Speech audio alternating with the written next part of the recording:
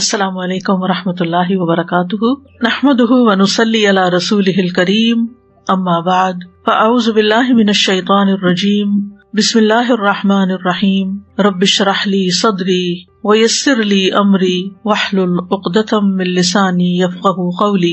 محرم الحرام کے حوالے سے جو خاص عبادت ہے وہ کیا ہے؟ روزے کی۔ اس کی کیا فضیلت ہے آپ کو معلوم ہے؟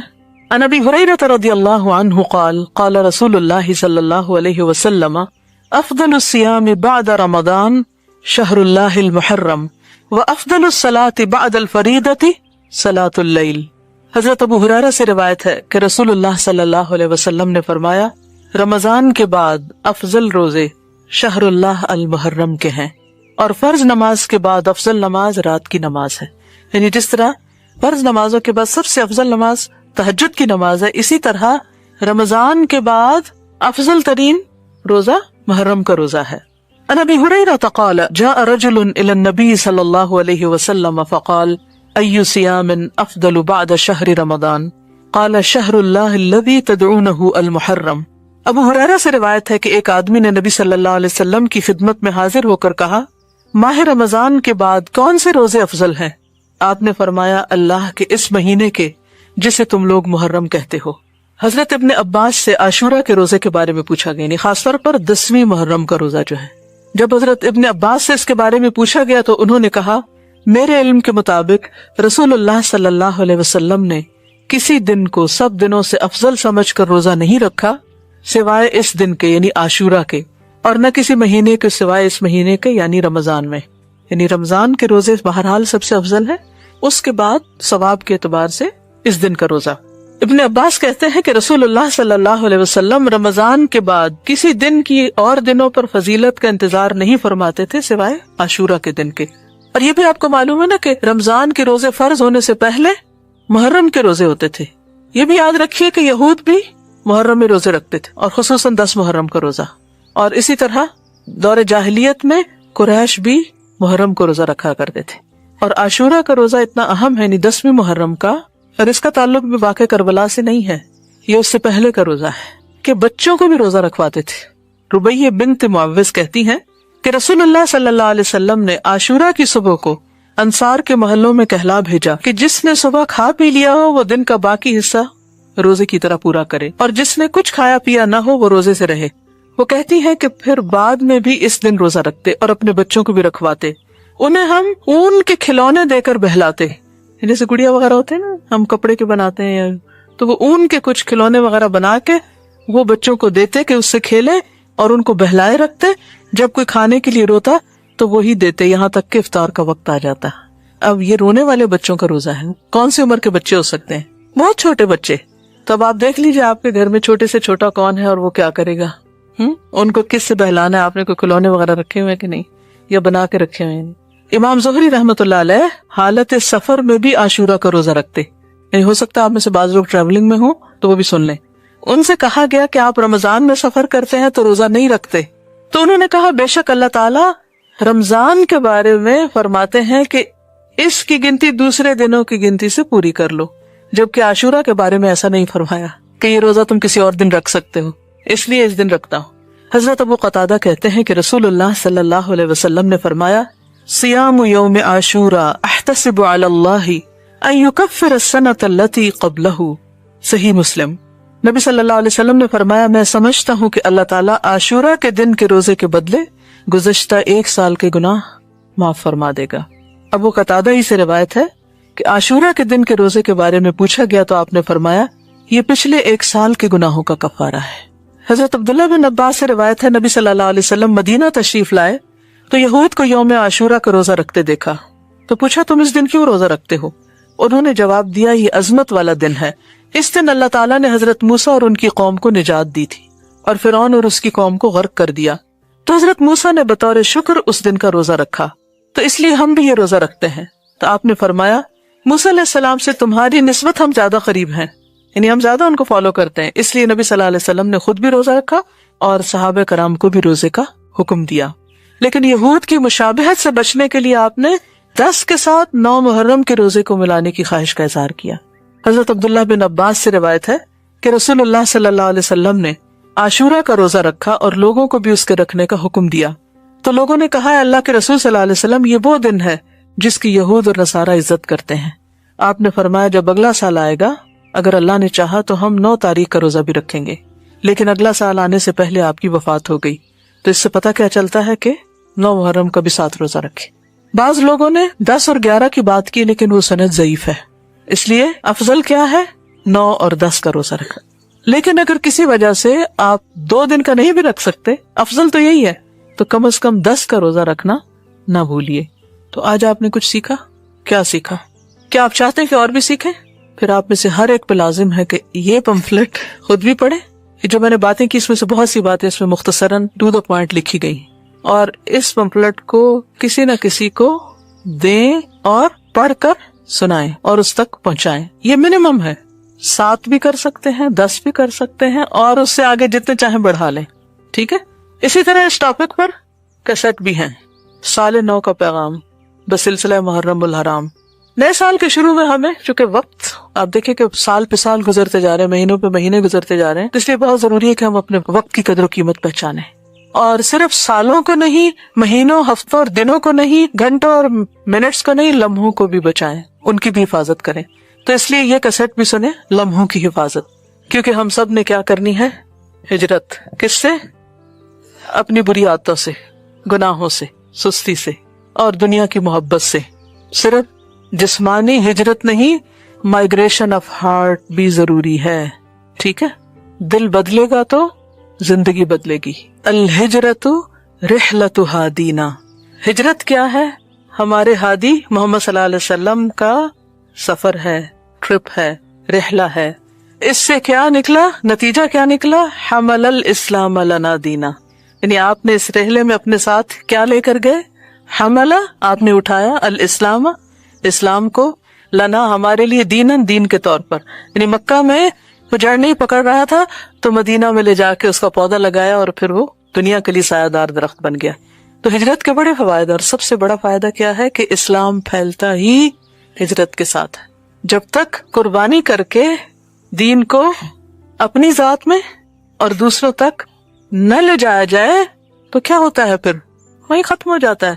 فسلام اللہ علی الہادی، اس ہادی پر اللہ کی سلامتی، والکون یردد آمین، اور پوری کائنات آمین کہہ رہی ہے۔ اور پھر اس میں حضرت ابوبکر کی وفا کا ذکر ہے، اور حضرت علی کی قربانی کا ذکر ہے کہ وہ پیچھے رہے تھے آپ کے بستر پر، اور آخر میں پھر یہ کہ کس طرح آپ طیبہ میں داخل ہوئے اور کس طرح اسلام ایک نئے افق میں، ایک نئے دور میں داخل ہو گیا۔ تو ہم میں سے بھی ہر ایک اپنی اپنی ذات میں سوچے کہ وہ اسلام کی تقویت کے لیے، اسلام کے فائدے کے لیے کس طرح کی ہجرت کر سکتا ہے۔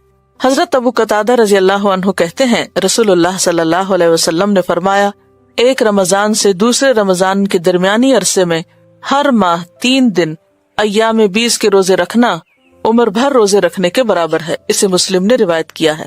اور اس میں بھی آپ دیکھیے کہ ہر مہینے اگر روزے رکھے جائیں تو سال میں 12 مہینے ہوتے ہیں، اور کل کتنے روزے ہو جائیں گے؟ 36 روزے ہو جائیں گے، اور ہر روزہ پھر 10 کے برابر، تو اس طرح 360۔ تو گویا ایک انسان ساری زندگی ہی روزے سے ہے۔ سفر میں نفلی روزہ رکھنا جائز ہے۔ ان حمزہ ابن عمرو الاسلمی رضی اللہ عنہ انہ سأل رسول اللہ صلی اللہ علیہ وسلم اصوم فی السفر قال ان شئت فصم وان شئت فافطر، رواہ النسائی۔ حضرت حمزہ بن عمرو اسلمی رضی اللہ عنہ سے روایت ہے کہ انہوں نے رسول اللہ صلی اللہ علیہ وسلم سے پوچھا، کیا میں سفر میں روزہ رکھوں؟ آپ نے فرمایا، اگر چاہو تو رکھو، چاہو تو نہ رکھو۔ اسے نسائی نے روایت کیا ہے۔ یہ سوال بہت سے لوگوں کا ہوتا ہے، کیا رکھ سکتے ہیں؟ اگر رکھ سکتے تو رکھ لو، اگر نہیں رکھ سکتے نہ رکھو۔ جہاد یا حج کے سفر میں روزہ رکھنے والے کو اللہ تعالیٰ 70 سال کی مسافت کے برابر جہنم سے دور کر دیتے ہیں۔ یعنی اس میں یہ جو فی سبیل اللہ ہے، اس میں انہوں نے اسے اللہ کے راستے میں، یعنی اللہ کے راستے میں جو سفر ہو، اس سفر میں روزے رکھنے سے تعبیر کیا ہے۔ تو طالب علم بھی کس میں ہوتا ہے؟ فی سبیل اللہ ہوتا ہے۔ وہ حدیث آپ نے پڑھی ہوگی، جو علم حاصل کرنے کے لیے نکلے وہ اللہ کے راستے میں ہوتا ہے یہاں تک کہ وہ واپس پلٹ جائے۔ یعنی جب تک آپ گھر جاتے ہیں تو گھر سے نکلنے سے لے کر گھر تک کا سارا وقت کیا وقت ہے؟ فی سبیل اللہ، ظاہر اللہ کی خاطر آپ نکلیں، اور ساتھ اگر روزہ بھی ہو تو یہ روزہ پھر کئی گنا زیادہ اجر و ثواب کا باعث بن جاتا ہے۔ کیونکہ گھر میں رہ کے انسان کے لیے سہولت ہوتی ہے، اگر آپ تھکے ہوئے آپ لیٹ جائیں، آپ کم کام کر لیں. لیکن جب آپ کسی خاص مشن پہ نکلتے ہیں، پڑھنے نکلے، پڑھانے نکلے، یا کوئی اور کام اس طرح کا، جیسے یہ حج کے سفر انہوں نے کیا ہے، یہ بھی فی سبیل اللہ سفر شمار ہوتا ہے. تو ایسے میں انسان اگر ساتھ روزے میں بھی ہو تو اس کا اجر و ثواب کئی گنا زیادہ ہوتا ہے. سوموار اور جمعرات کا روزہ رکھنا رسول اکرم صلی اللہ علیہ وسلم کو پسند تھا. عن ابی ہریرہ رضی اللہ عنہ قال قال رسول اللہ صلی اللہ علیہ وسلم تعرض الاعمال یوم الاثنین والخمیس فاحب ان یعرض عملی وانا صائم. رواہ الترمذی. حضرت ابو ہریرہ رضی اللہ عنہ کہتے ہیں رسول اللہ صلی اللہ علیہ وسلم نے فرمایا سوموار اور جمعرات کو لوگوں کے اعمال اللہ کے حضور پیش کیے جاتے ہیں. میں چاہتا ہوں کہ جب میرے اعمال اللہ کے ہاں پیش کیے جائیں تو میں اس وقت روزے سے ہوں. اسے ترمذی نے روایت کیا. یوم عرفہ 9 ذی الحجہ کا ایک روزہ ایک گزشتہ اور ایک آئندہ یعنی 2 سال کے صغیرہ گناہوں کا کفارہ ہے، جبکہ یوم عاشورہ 10 محرم کا روزہ گزشتہ 1 سال کے صغیرہ گناہوں کا کفارہ ہے. عن ابی قتادہ رضی اللہ عنہ ان النبی صلی اللہ علیہ وسلم قال صیام یوم عرفہ احتسب علی اللہ ان یکفر السنة التي قبلہ والسنة التي بعدہ وصیام یوم عاشوراء احتسب علی اللہ ان یکفر السنة التي قبلہ. رواہ مسلم. حضرت ابو قتادہ رضی اللہ عنہ کہتے ہیں رسول اللہ صلی اللہ علیہ وسلم نے فرمایا میں اللہ تعالیٰ سے امید رکھتا ہوں کہ یوم عرفہ کے روزے کے بدلے میں اللہ تعالیٰ ایک گزشتہ اور ایک آئندہ سال کے گناہ معاف فرمائیں گے، اور یوم عاشورہ کے روزہ کے بدلے میں گزشتہ 1 سال کے گناہ معاف فرمائیں گے. اسے مسلم نے روایت کیا ہے. صرف 10 محرم کا روزہ رکھنا مکروہ ہے. رسول اکرم صلی اللہ علیہ وسلم شعبان کے مہینے میں باقی سب مہینوں سے زیادہ روزے رکھتے تھے. عن عائشہ رضی اللہ عنہا انہا قالت ما رأیت رسول اللہ صلی اللہ علیہ وسلم استکمل صیام شہر الا رمضان وما رأیتہ فی شہر اکثر منہ صیاما فی شعبان.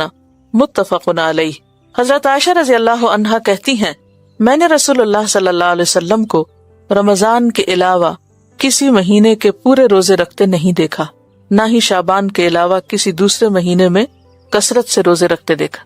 یعنی رمضان تو پورا، اور اس کے بعد سب سے زیادہ شعبان میں، اور اس کے بعد شوال میں 6، اور اس کے بعد ہر مہینے کے 3 یا پھر ہر ہفتے کے 2 روزے، سوموار اور جمعرات کا، اور اسی طرح عاشورہ کا روزہ، اس کے ساتھ ایک اور ملا کے پہلے یا بعد میں، اور یوم عرفہ کا روزہ. لیکن 15 شعبان کو خاص طور پر روزہ رکھنا یہ درست نہیں. اس کے بارے میں جو بھی احادیث ہیں وہ ضعیف ہیں. صحیح حدیث سے جو چیز ثابت ہے وہ یہ ہے کہ آپ سارے مہینے میں ہی یعنی کثرت سے روزے رکھتے تھے. نفلی روزہ رکھنے میں ایک دن چھوڑ کر دوسرے دن روزہ رکھنے کا طریقہ سب سے افضل ہے. ان عبداللہ ابن عمرو رضی اللہ عنہ ان رسول اللہ صلی اللہ علیہ وسلم قال صم فی کل شہر 3 ایام قلت انی اقوى من ذلك فلم يزل يرفعني حتى قال صم يوما وافطر يوما فانه افضل الصيام وهو صوم اخی داؤد علیہ السلام. متفق علیہ. حضرت عبداللہ بن عمرو رضی اللہ عنہ سے روایت ہے کہ رسول اللہ صلی اللہ علیہ وسلم نے فرمایا ہر ماہ 3 دن کے روزے رکھو، یعنی ایام 20 کے. میں نے عرض کیا مجھ میں اس سے زیادہ طاقت ہے. رسول اللہ صلی اللہ علیہ وسلم برابر مجھ سے روزے کم کراتے رہے، حتیٰ کہ آپ نے فرمایا 1 دن روزہ رکھو اور 1 دن چھوڑ دو، یہ افضل ترین روزے ہیں. میرے بھائی داؤد علیہ السلام کا یہی طریقہ تھا. اسے بخاری اور مسلم نے روایت کیا ہے. آپ نے داؤد علیہ السلام کو اپنا بھائی کس اعتبار سے کہا؟ نسب میں نہیں بلکہ دین میں اور نبوت میں. محرم کے مہینے میں روزہ رکھنے کی فضیلت. عن ابی ہریرہ رضی اللہ عنہ قال قال رسول اللہ صلی اللہ علیہ وسلم افضل الصیام بعد رمضان شہر اللہ المحرم وافضل الصلاة بعد الفریضۃ صلاۃ اللیل. رواہ مسلم. حضرت ابو ہریرہ رضی اللہ عنہ روایت کرتے ہیں رسول اللہ صلی اللہ علیہ وسلم نے فرمایا رمضان کے بعد سب سے افضل روزے محرم کے روزے ہیں جو اللہ کا مہینہ ہے، اور فرض نماز کے بعد سب سے افضل نماز تہجد کی نماز ہے جسے صلاۃ اللیل کہتے ہیں. اسے مسلم نے روایت کیا ہے. ہر ماہ کوئی سے 3 روزے رکھنا مستحب ہے. ہر ماہ کے پہلے سوموار اور پہلی دونوں جمعراتوں کے روزے رکھنا بھی آپ صلی اللہ علیہ وسلم کا معمول تھا. یعنی اس میں آپ دیکھیے کہ مختلف طرح کے آپ کے پاس آپشنز ہیں. عن بعض ازواج النبی صلی اللہ علیہ وسلم ان رسول اللہ صلی اللہ علیہ وسلم کان یصوم 9 من ذی الحجہ ویوم عاشوراء و3 ایام من کل شہر اول 2 من الشہر وخمیسین، رواہ النسائی۔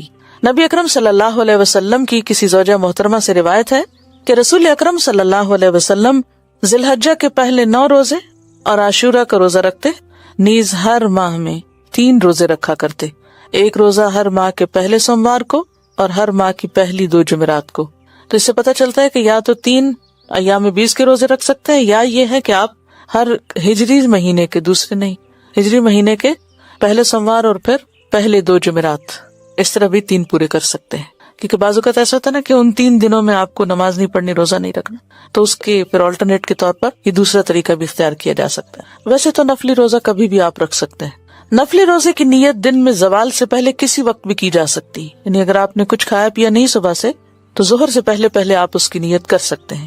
نفلی روزے کی قضا واجب نہیں، اسی طرح آپ کسی بھی وقت اس کو کھول سکتے ہیں دن میں اگر وہ بھاری ہو رہا ہو پر، اور اس کی قضا بھی پھر بعد میں نہیں دینا ہوگی۔ نفلی عبادت میں اعتدال اور میانہ روی افضل ہے۔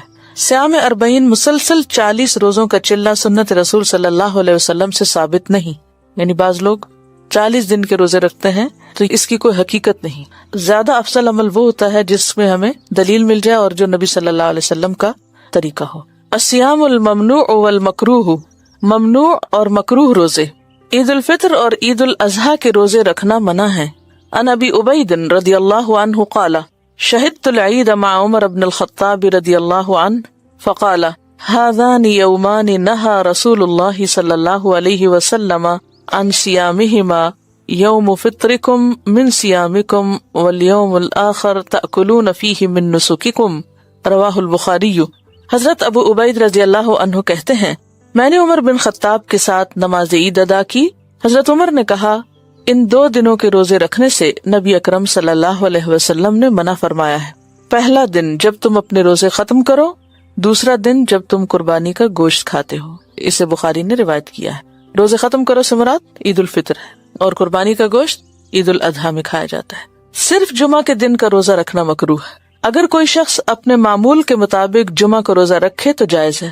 مثلاً اگر کوئی شخص ہر دوسرے یا تیسرے دن روزہ رکھنے کا عادی ہے اور کسی دن جمعہ کا روزہ آ جاتا ہے تو وہ جائز ہے، جیسے صوم داؤدی میں 1 دن چھوڑ کے 1 دن روزہ رکھتے ہیں تو اس صورت میں درست ہے، ورنہ خاص طور پر جمعے کی نیت کر کے کہ یہ بہت مبارک دن ہے، اس دن زیادہ ثواب ہوگا، ایسا کرنا درست نہیں، کیونکہ سنت سے اس کی دلیل نہیں۔ عن ابی ہریرہ عن النبی صلی اللہ علیہ وسلم قال لا تختصوا لیلۃ الجمعۃ بقیام من بین اللیالی ولا تخصوا یوم الجمعۃ بصیام من بین الایام الا ان یکون فی صوم یصومہ احدکم، رواہ مسلم۔ حضرت ابو ہریرہ رضی اللہ عنہ سے روایت ہے کہ نبی اکرم صلی اللہ علیہ وسلم نے فرمایا جمعہ کی رات، یعنی جمعہ اور جمعرات کی درمیانی رات جو ہوتی ہے نا، جمعرات جب ختم ہوتی ہے اور اگلے دن جمعہ ہوتا ہے تو وہ رات بیچ کی، اس کو قیام اللیل کے لیے مقرر نہ کرو، فکس نہ کرو، اور نہ جمعہ کے دن کو روزے کے لیے مخصوص کرو۔ ہاں اگر کوئی شخص روزہ رکھنے کا عادی ہو اور اس میں جمعہ آ جائے تو پھر جائز ہے۔ اسے مسلم نے روایت کی، یعنی بالکل واضح حدیث ہے۔ ہمارے ہاں بعض لوگ شب جمعہ مناتے ہیں اور وہ اسی رات کو زیادہ عبادت کرتے ہیں، حالانکہ اس سے منع کیا گیا ہے کہ صرف اس رات کو مخصوص نہ کیا جائے۔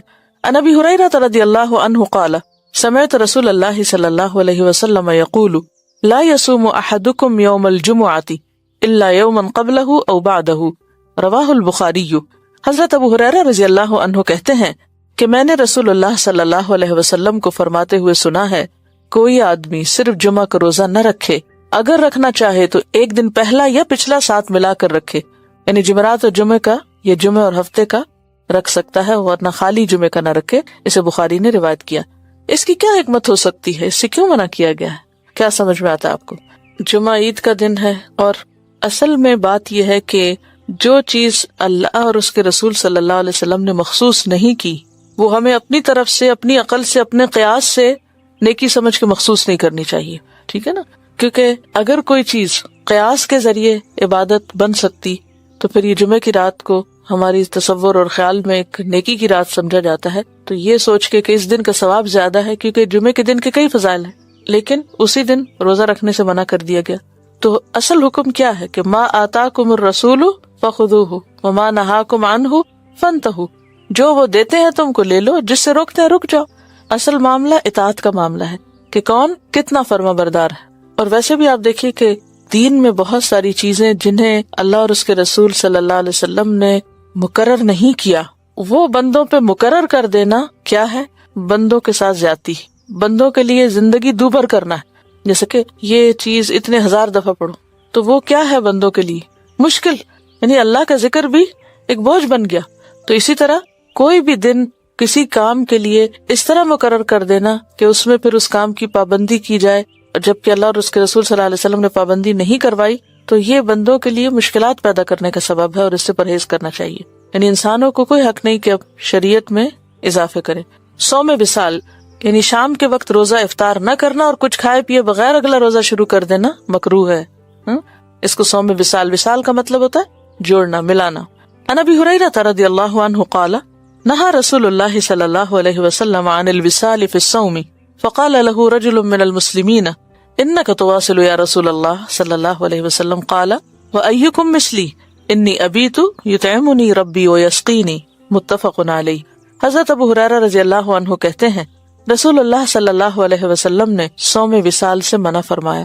تو ایک آدمی نے عرض کیا یا رسول اللہ صلی اللہ علیہ وسلم، آپ تو صوم وصال رکھتے ہیں، آپ نے فرمایا تم میں مجھ جیسا کون ہے؟ میں رات کو سوتا ہوں تو مجھے میرا رب کھلاتا بھی ہے پلاتا بھی ہے۔ اسے بخاری اور مسلم نے روایت کیا۔ اب اس کھلانے پلانے سے مراد وہ بھی ہو سکتا ہے جیسے حضرت مریم کو یعنی معجزاتی طور پہ کھلایا پلایا جاتا تھا، اور اس سے مراد روحانی غذا بھی ہو سکتی کہ انسان اگر روحانی طور پر زیادہ مضبوط ہو تو اگر دنیاوی اعتبار سے کھانا پینا کم بھی ہو تو انسان کے اندر پھر بھی اسٹیمنا باقی ہوتا ہے۔ اب اس کا اصل معنی آپ نے خود نہیں بتایا، لہٰذا ان دونوں میں سے کوئی بھی ہو سکتا ہے۔ اور یہ جو کہا تم میں مجھ جیسا کون ہے، تو اس سے مراد یہ کہ میں تو اللہ کا پیغمبر ہوں۔ آپ کی حیثیت تو مختلف ہے اس اعتبار سے، اور آپ کی طاقت اور آپ کی جو اسٹیمنا ہے وہ عام بندوں سے کہیں زیادہ تھا، عبادت کا اور باقی کاموں کے لیے بھی۔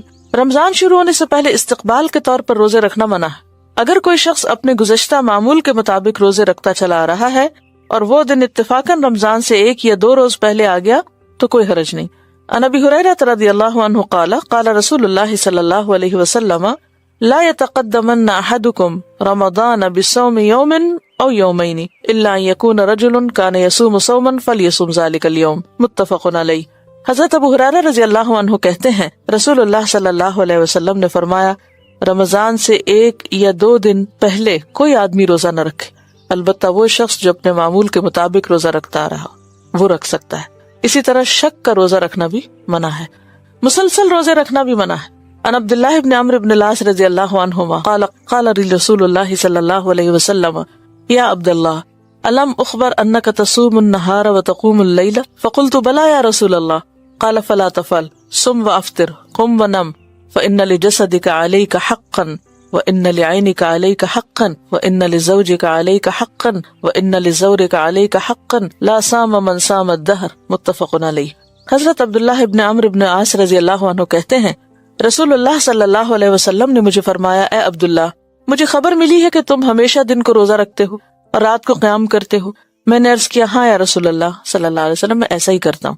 آپ صلی اللہ علیہ وسلم نے فرمایا ایسا مت کرو، روزہ رکھو بھی اور چھوڑ بھی دو، رات کو قیام بھی کرو اور آرام بھی کرو۔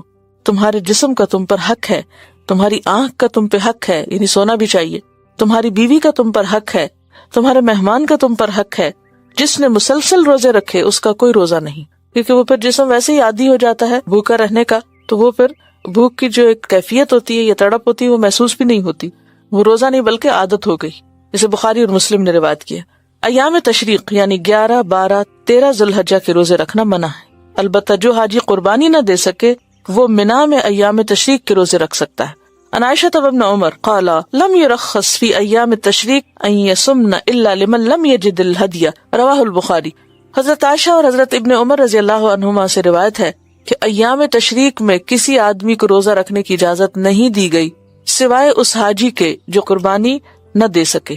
یہاں اصل میں لمن لم یجد الہدی ہے، اس کا ترجمہ ہے کہ جو ہدی نہ پائے، یعنی جو قربانی نہ دے سکتا ہو، یہ مراد ہے۔ حاجی کو عرفات میں 9 ذی الحج یعنی یوم عرفہ کا روزہ رکھنا منع ہے۔ ان میمونہ رضی اللہ عنہا ان الناس شکوا فی صیام النبی صلی اللہ علیہ وسلم یوم عرفہ فارسلت الیہ بحلاب وهو واقف فی الموقف فشرب منه والناس ينظرون متفق علیہ۔ حضرت میمونہ رضی اللہ عنہا سے روایت ہے کہ لوگوں نے عرفہ کے دن نبی اکرم صلی اللہ علیہ وسلم کے روزے میں شک کیا تو انہوں نے یعنی حضرت میمونہ نے آپ کے پاس دودھ بھیجا، آپ نے اس پیالے سے دودھ پیا۔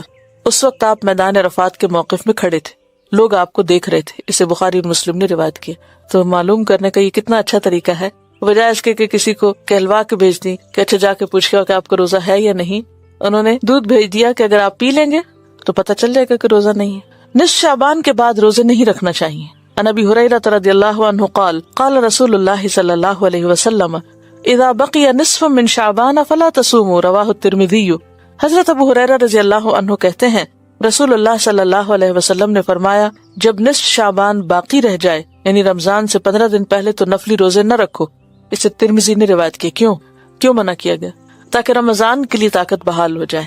عورت کا اپنے شوہر کی اجازت کے بغیر نفلی روزہ رکھنا منع ہے۔ عن ابی ہریرہ رضی اللہ عنہ ان رسول اللہ صلی اللہ علیہ وسلم قال لا تصوم المرأة وزوجها شاهد یوما من غیر شہر رمضان الا باذنه رواہ الترمذی۔ حضرت ابو ہریرہ رضی اللہ عنہ سے روایت ہے کہ رسول اکرم صلی اللہ علیہ وسلم نے فرمایا کوئی عورت اپنے شوہر کی موجودگی میں اس کی اجازت کے بغیر سوائے رمضان کے روزوں کے نفلی روزے نہ رکھے۔ اس میں یہ ہے کہ رمضان کے روزے میں شوہر سے نہیں پوچھا جائے گا، اور رمضان میں اگر کچھ چھوٹ گئے تو قضا کرنا جو ہے وہ بھی فرض روزہ ہی ہے، اور وہ یعنی رمضان کے روزے کی ادائیگی ہے، اس لیے اس کی بھی اجازت ہے، وہ انسان پوچھے بغیر رکھ سکتا ہے، ورنہ عام نفلی روزے نہیں۔ کیوں منع کیا گیا؟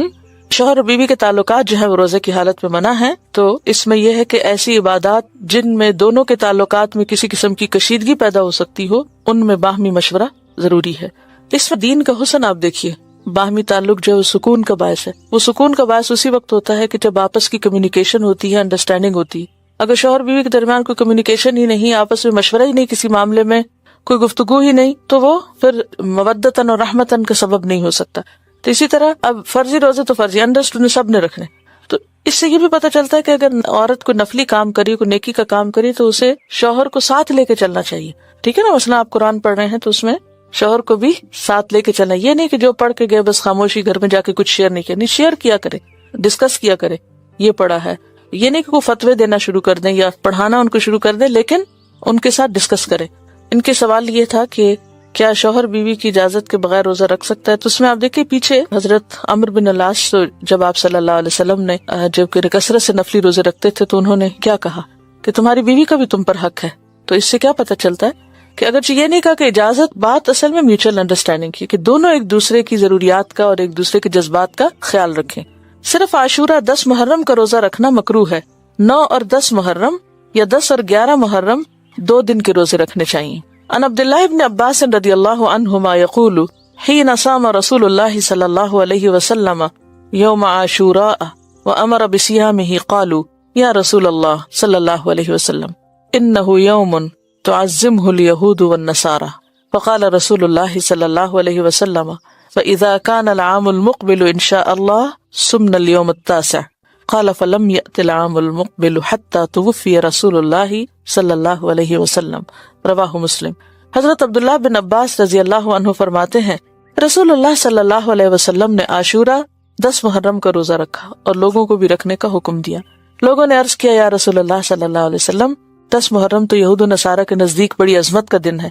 آپ نے فرمایا اچھا، آئندہ سال ہم انشاءاللہ 10 محرم کے ساتھ 9 محرم کا روزہ بھی رکھیں گے۔ لیکن آئندہ سال آنے سے پہلے ہی رسول اللہ صلی اللہ علیہ وسلم اس دنیا سے رخصت ہو گئے۔ اسے مسلم نے روایت کیا۔ یوم عاشورہ 10 محرم کی فضیلت کی وجہ یہ ہے کہ جب رسول اکرم صلی اللہ علیہ وسلم مدینہ منورہ تشریف لائے تو یہودی 10 محرم کا روزہ رکھتے تھے۔ ان سے وجہ پوچھی گئی تو انہوں نے کہا اس روز اللہ تعالیٰ نے موسیٰ علیہ السلام کو فرعون پہ غلبہ عطا کیا تھا، لہٰذا ہم شکرانے کے طور پر اس دن کا روزہ رکھتے ہیں۔ رسول اللہ صلی اللہ علیہ وسلم کو یہ بات معلوم ہوئی تو آپ نے فرمایا یہودیوں کی نسبت ہم موسیٰ علیہ السلام کے زیادہ قریب ہیں، اور مسلمانوں کو اس دن کا روزہ رکھنے کا حکم دیا۔ مگر جب رمضان کے روزے فرض کیے گئے تب آپ صلی اللہ علیہ وسلم نے فرمایا اب جو چاہے 10 محرم کا روزہ رکھے، جو نہ چاہے نہ رکھے۔ اسے مسلم نے روایت کیا۔